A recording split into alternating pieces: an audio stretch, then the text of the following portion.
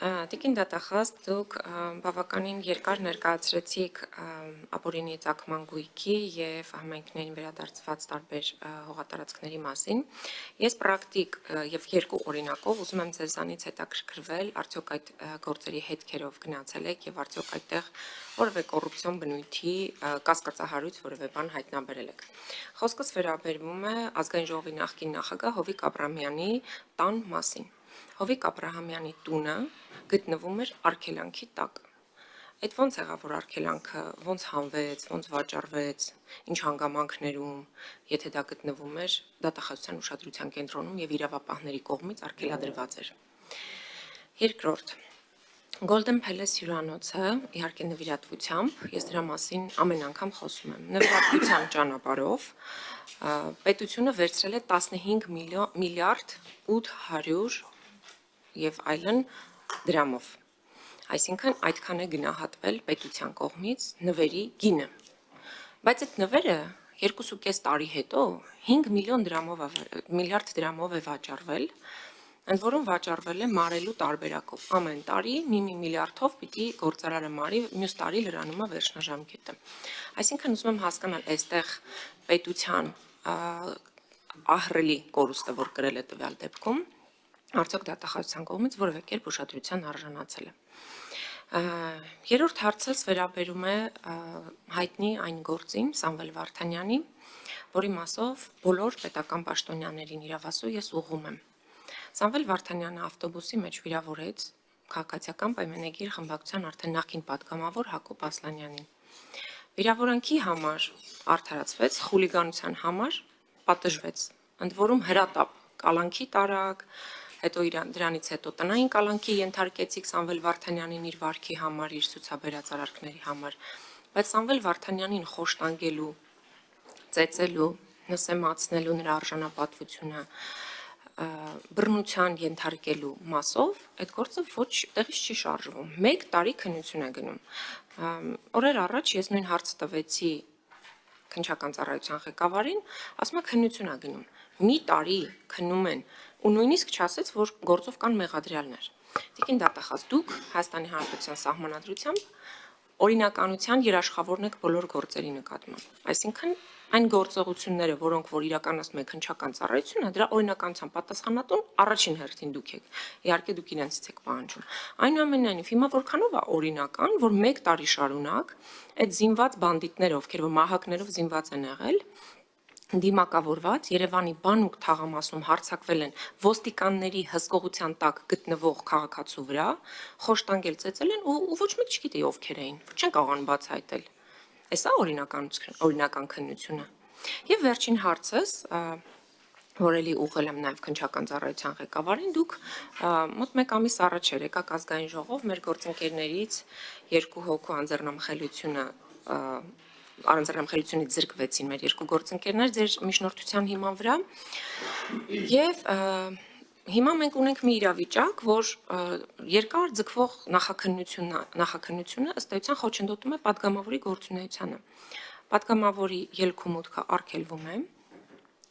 ինչ որ քննիչ որոշում է ինքը որոշի այդ պահին հարմար է իրեն թե ոչ, այսինքն ինստիտուցիոնալ առումով եմ ցանկանում, որ դուք արձագանքեք այս հարցին, որևէ քննիչ առաջնային մանդատով օժտված պատգամավորի գործունեությունը խոչընդոտելու ինչ իրավասություն ունի, որքան էլ որ նա կասկածվում է որևէ հանցանքի մեջ, որքան էլ նա ներգրաված է հանցանքի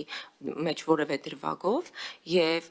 անկախ ամեն ինչից կա անմեղության կանխավարկած եւ կա նաեւ ժողովրդին մանդատի իրացման խնդիր։ Այս շահերի Այս դեպքում շահերի բախում չի, բայց բուն իմաստով գործողությունը հենց այդ բախման մասով ես ուզում եմ դուք ինստիտուցիոնալ պատասխան տաք, ինչու կարող է խոչընդոտվել պատգամավորի գործունեությունը որևէ քննիչի կողմից։ Շնորհակալություն։ Խնդրեմ դին գլխավոր դատախազ։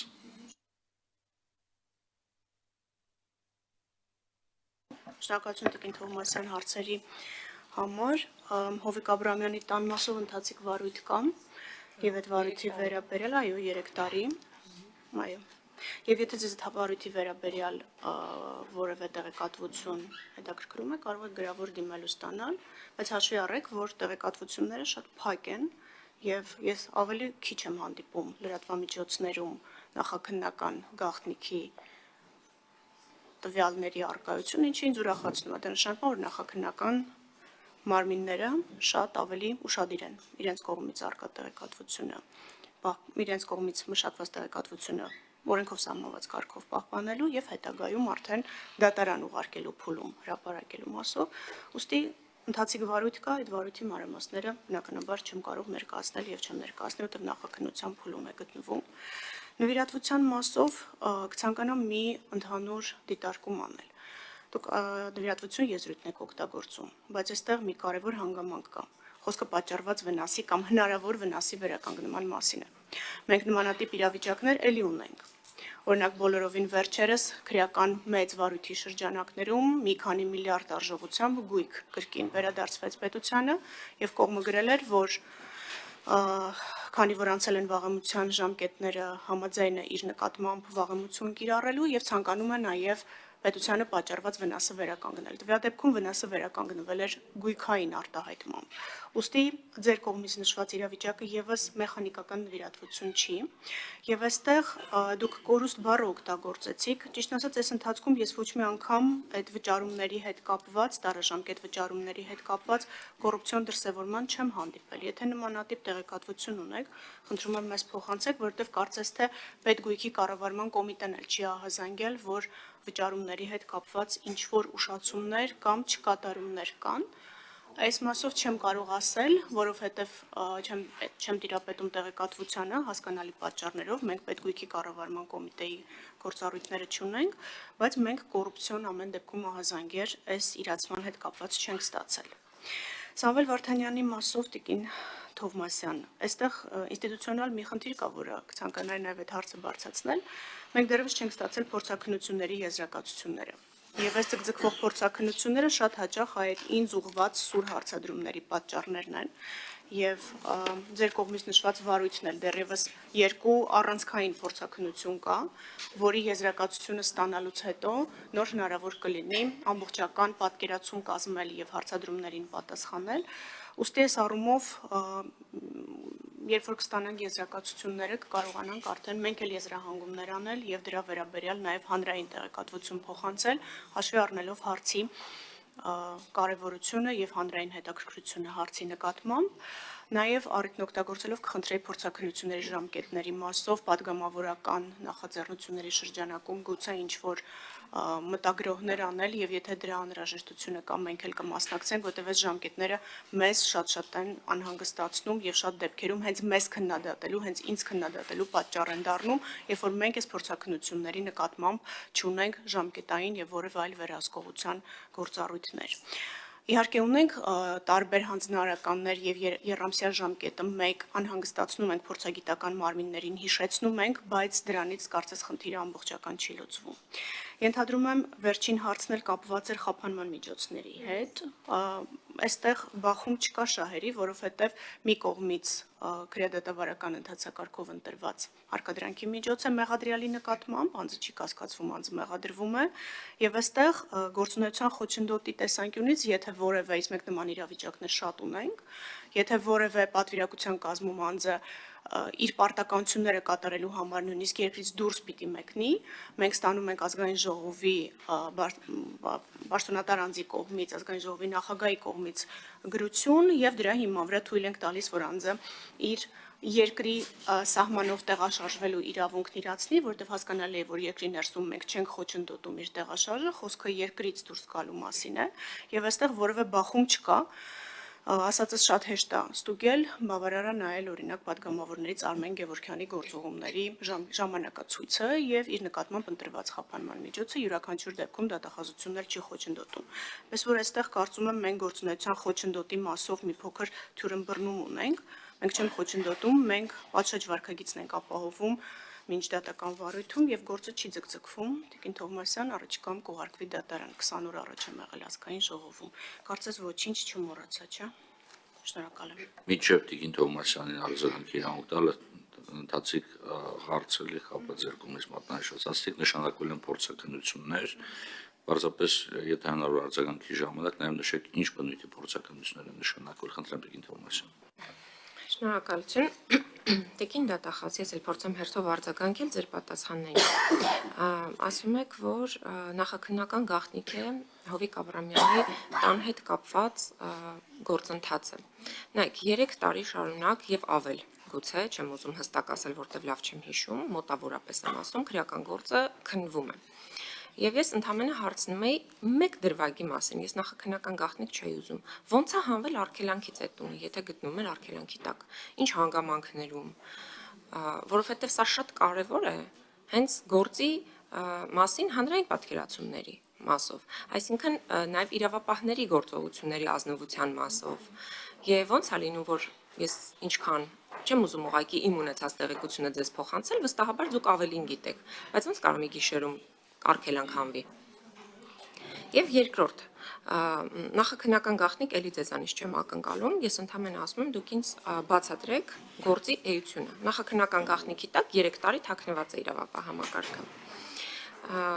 Տարաժամկետ վճարումների մասով Golden Palace-ի հետ կապված իմ հարցը տարաժամկետ վճարումներին չէր վերաբերվում։ Իմ հարցը վերաբերում էր պետության կրած վնասին, որ պետությունը նվիրատվություն է ստացել 15.8 միլիարդ դրամ, բայց վաճառել այդ գույքը 5 միլիարդով։ Հիմա պետությունը օգտվել է, թե դուժել է այս թվաբանության մեջ։ Սրա մասին էի խոսում։ Եվ արդյոք այստեղ կա որևէ ձեզ իրավաբանորեն հետաքրքրող հարց։ Օրինակ ինձ մոտ առաջանում է այդ հարցը. ինչ հանգամանքներում, ինչու հենց այդ գործարարին, որը 2 գործերով էլ, իմ նշած 2 գործերով էլ հենց ինքն է անցնում։ Ինչու հենց այս դեպքով եւ ինչու 15.8 միլիարդանոց գույքը նա կարողանում է գնել 8 միլիարդով, 5 միլիարդով ներողություն։ Հիմա եթե ասեն, որ չի վաճառվում, բայց այդ դեպքում այսինքն պետությունը ուռճացված գներով է նվիրատվությունը ստացել, եթե նույնիսկ վնասի վերականգնումն էլ հետնա։ Էլի չի տեղավորվում թվաբանության մեջ։ Ինչ վերաբերում է падգամավորի գործունեության խոչընդոտմանը, տիկին դատախազ, ես հասկանում եմ, կա ընտրված խափանման միջոց, բայց այդ խափանման միջոցը այն վերին աստիճանի ճշմարտությունը չէ։ Դրա մասին է խոսքը։ Ես Տարոն Մարգարյանի մասն եմ հարցնում, դուք ասում եք Արմեն Գևորգյանը երկար գնացել է տարբեր տեղեր, բայց Տարոն Մարգարյանը քանի անգամ է գնացել։ Չեն բացում սեկտը այդ մարդու։ Սրա մասին էր խոսքը, որպես գործընկեր ինձ հետաքրքրում է իր հարցը։ Այսինքն տարբերակված մոտեցում կա իր մասով, որ մի հատ էլ երկրորդ անգամ եկակ դատախազ որպես արդեն միջնորդություն ներկայացրեցի։ Ինչ նախնդիր է իր մասով։ Ես ուզում եմ դա հասկանալ եւ ուզում եմ, որ մենք մեկընդմիշտ վերջ տանք падգամավորի գործունեության խոչընդոտման ցանկացած դրվագի, այդ թվում եւ քննիչի կողմից։ Եվ ելի եմ կրկնում, ես օրինակ քննիչի գործողություններ կամ որևէ քննիչի գործողություն վերին աստիճանի ճշմարտություն չեմ համարում դատարաններում այդքան արդարացումների փաստարկները վկայակոչելով։ Եվ Սամվել Վարդանյանի մասով։ Ես չգիտեմ դուք ինչ քննություն եք, ինչ փորձաքննության մասն է խոսքը, ես ունեմ լուսանկարներ, կարող եմ ձեզ ցույց տալ, որ իրեն ծնկաչոք, տիկին դատախազ, ծնկաչոք խոտերի վրա են նստացրել։ Հա։ Այսինքն ակնհայտորեն ծնկաչոք վիճակում նսեմացրել են իրեն, տաբատը իջեցրել են, թքել են վրան, ծեծել են, խոշտանգել են, այսինքն դրա ինչը պիտի էլ փորձաքննվի, դրա մասով ինչ անհասկանալի բան կա, որ մինչև հիմա մի տարի շարունակ Երևանում գործող բանդիտները չեն բացահայտվում։ Դա հանցախումբ է եղել ակնհայտորեն։ Եվ այդ հանցախումբը գործել է ազատ, բանուկ մասում։ Շնորհակալություն։ Խնդրեմ գլխավոր դատախազ, տեղեկացնում նաև Թովմասյան ամենայն հարգանքով ցանկացած իրեղեն ապացույց կրկին առանձին ուսումնասիրության կարիք ունելի, անկախ նրանից ինչպիսի էմոցիոնալ տպավորություն ենք առաջացնում։ Շնորհակալություն, տիկին Թովմասյան, ձեր նշած հենց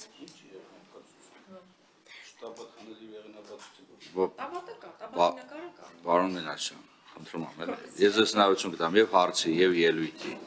Չէ, ելույթ չեմ ուզում։ Ելույթ արժեում, բա ամբիոն համեցեք տիկին դատախազները։ շնորհակալություն։ Կարամ ես որոշեմ, շնորհակալություն տիկին Թովմասյան։ Հարգելի գործընկերներ, եւս մեկ անգամ ստիպված եմ արձանագրել, այո, նկարի վրա կարող է լինի պատկեր, բայց այդ պատկերը ընդհանրապես դիտարկվում է որպես իրական ապացույց, որը պետք է ուսումնասիրվի այլ ապացույցների հետ միասին։ Ես ձեզպես հավասար հետաքրքրված եմ ցանկացած քրեական գործի ավարտով։ Դրա համար բայց իրավունքի գերակայությունը պետք է ապահովենք եւ դատախազությունը պետք է գործի, ինչպես դուք նշեցիք, օրինականության սկզբունքի ապահովման հիման վրա, որպեսզի որևիցե մեկը չհայտնվի պատահաբար կամ ոչ իրավաչափ այնտեղ, որ դե չպետք է հայտնվի։ Խնդրեմ, տիկին գլխավոր դատախազ պատասխանեք։ Տիկին Թովմասյան, հենց ձեր նշած հարցի շուրջ է քննությունը։ Հովիկ Աբրամյանի տան մասով այդ նույն արգելադրման հետ կապված։ Ուստի ելի եմ կրկնում կա քննություն եւ քննությունը